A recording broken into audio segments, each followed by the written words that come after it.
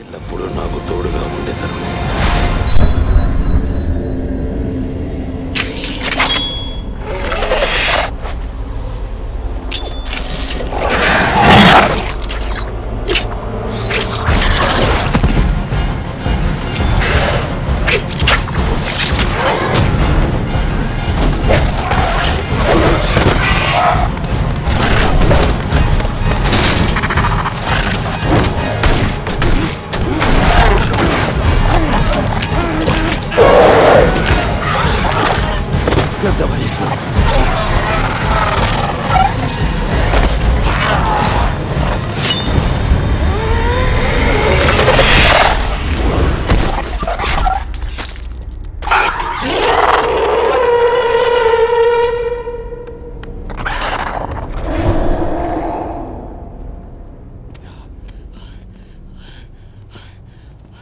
వాడిని వెంటబడి చంపుదామా? అక్కర్లేదు, వెలుగుపడగానే చేస్తాడు.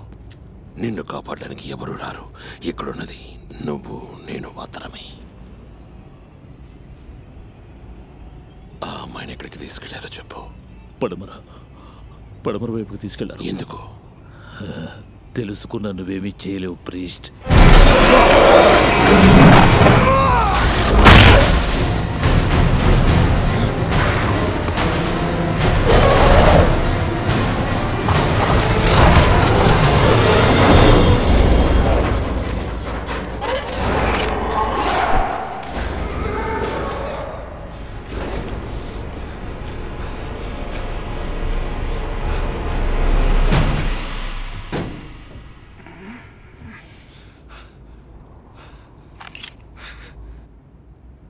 బానిస వాళ్ళు పడమర వైపు వెళ్ళారని చెప్పాడు.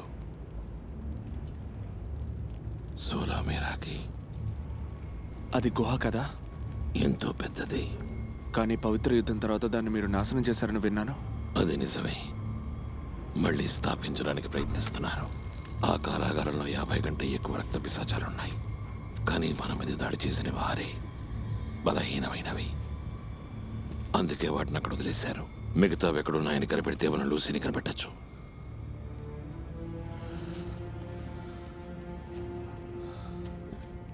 పవిత్ర యుద్ధం జరిగినప్పుడు నేను లేను. కానీ వీటిని చూస్తుంటే అది ఎంత భీకరంగా ఉంటుందో నాకు అర్థమవుతోంది. మనుషులు తేలిగ్గా చంపుతారు కదా. సంకోచిస్తే ఓటమే. రక్త పిశాచాలను అంతం చేయడం నా కర్తవ్యం.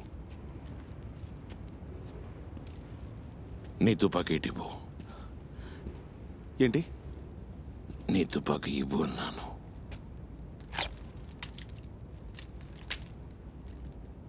రక్త పిశాచాలు మనుషుల్లాగా తిరగవు. వాటి బరువు తక్కువ గనక గాలి కంటే వేగంగా దాడి చేస్తాయి. అవి ఇటువైపు వస్తాయో ఊహించగలిగితే సరిగ్గా దాడి చేయగలం.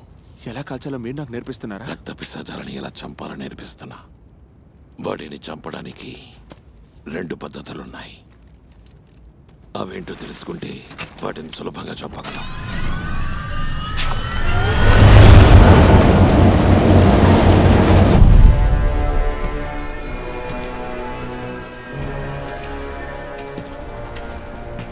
బండ్లో ఒకడెక్కాడు. మీతో ఏదో రహస్యం చెప్పాలట.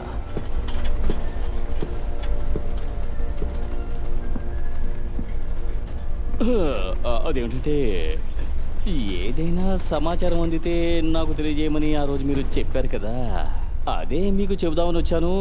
దానికి ముందు ఒక చిన్న విషయం. ప్రపంచంలో అన్నిటికీ ఒక వెలంటూ ఉంటుంది. అది వస్తు రూపంలో ఉన్నా నగదు రూపంలో ఉన్నా పర్వాలేదు. వ్యాపార వ్యవహారాల్లో మిమ్మల్ని మించిన మేధావి లేడని నాకు తెలుసు. అందుకే నేను మీతో డీలింగ్ పెట్టుకోవాలని అనుకుంటున్నాను.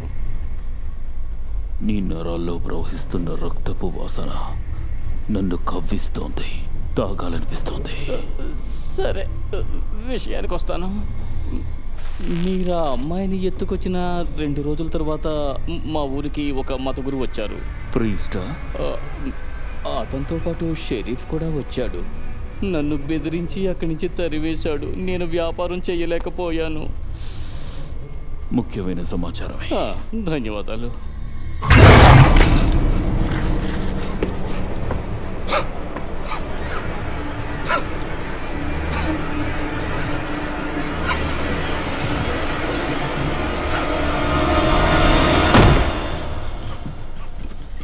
నాకు ఈ ఉపకారం చేసినందుకు ధన్యవాదాలు.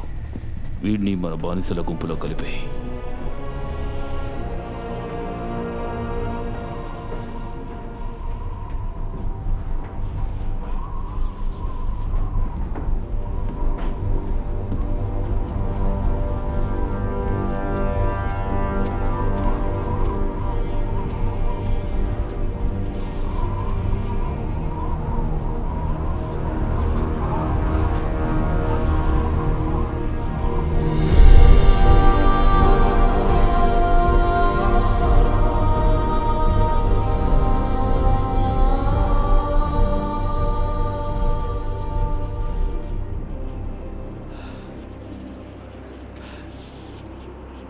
చిన్నతనంలో తరచూ ఇక్కడికి వచ్చేవాడిని.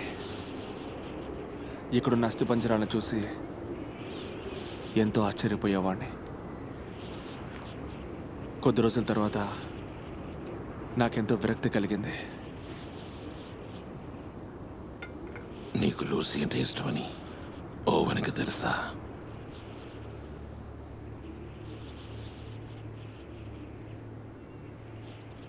తెలీదు. తను చెప్పాలని ప్రయత్నించింది, కానీ అందుకు సరైన అవకాశం దొరకలేదు. అంతేకాదు, ఆయన ఎప్పుడు తన పనిలో నిమగ్నం ఉండేవారు. ఇంటి విషయాలు పట్టించుకోలేదు. నిజంగా దాన్ని ప్రేమిస్తున్నావా?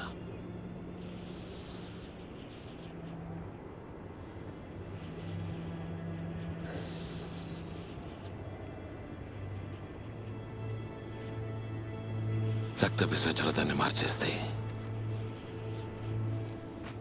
నేను దాన్ని చంపేస్తాను.